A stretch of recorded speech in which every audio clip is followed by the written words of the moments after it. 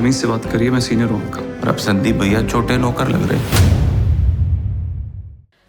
पूर्व deputy CM निशा बांगरे अपना इस्तीफा देकर चर्चा में आई। चर्चा इसीलिए क्योंकि इस्तीफा मंजूर नहीं हुआ, चुनाव लड़ना चाहती थी। इस्तीफा मंजूर हो गया लेकिन चुनाव लड़ने के सपने पर लग गया ब्रेक। लेकिन सवाल ये कि निशा बांगरे आखिर है कहां?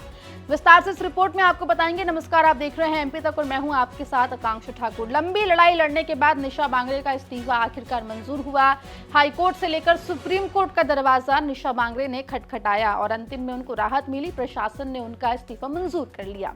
अब बात करते हैं चुनाव लड़ने की।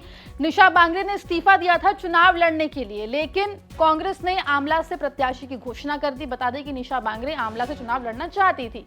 आमला से प्रत्याशी की घोषणा होने के बाद निशा बांगरे ने कहा कि चुनाव वो अभी भी लड़ना चाहती हैं, कांग्रेस को तय करना होगा। कमलनाथ की मौजूदगी में छिंदवाड़ा में कांग्रेस की सदस्यता ग्रहण की निशा बांगरे ने और उसी सभा से कमलनाथ ने ऐलान कर दिया कि निशा बांगरे चुनाव नहीं लड़ेंगी।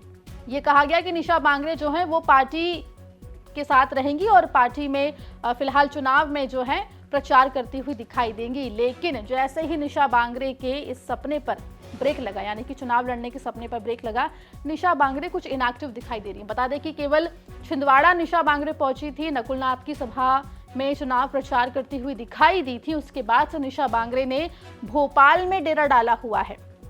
ये भी बता दें कि निशा बांगरे अंतिम समय तक ये आस लगाए बैठी हैं कि शायद कांग्रेस उनको टिकट दे दे, शायद उनको विधानसभा चुनाव लड़ाए कांग्रेस। लेकिन फिलहाल ऐसा होता नहीं दिख रहा है और कहीं ना कहीं निशा बांगरे की नाराजगी भी दिख रही है, क्योंकि जिस तरीके से कमलनाथ ने सभा से कहा था छिंदवाड़ा में कि निशा बांगरे पार्टी में रहकर पार्टी की सेवा करेंगी, जनता की सेवा करेंगी, वैसा होता नहीं दिख रहा है। केवल एक सभा निशा बांगरे ने की है, चुनाव प्रचार किया है नकुलनाथ का। उसके अलावा निशा बांगरे फिलहाल एक्टिव नहीं दिख रही है। देखना होगा कि आगे निशा बांगरे क्या करती है, क्योंकि फिलहाल विधानसभा चुनाव लड़ने के सपने पर तो निशा बांगरे के ब्रेक लग गया है, लेकिन आगे क्या निशा बांगरे की रणनीति होगी, इस पर जो भी अपडेट होगा वो एमपी तक सबसे पहले अपने दर्शकों तक पहुंचाएगा।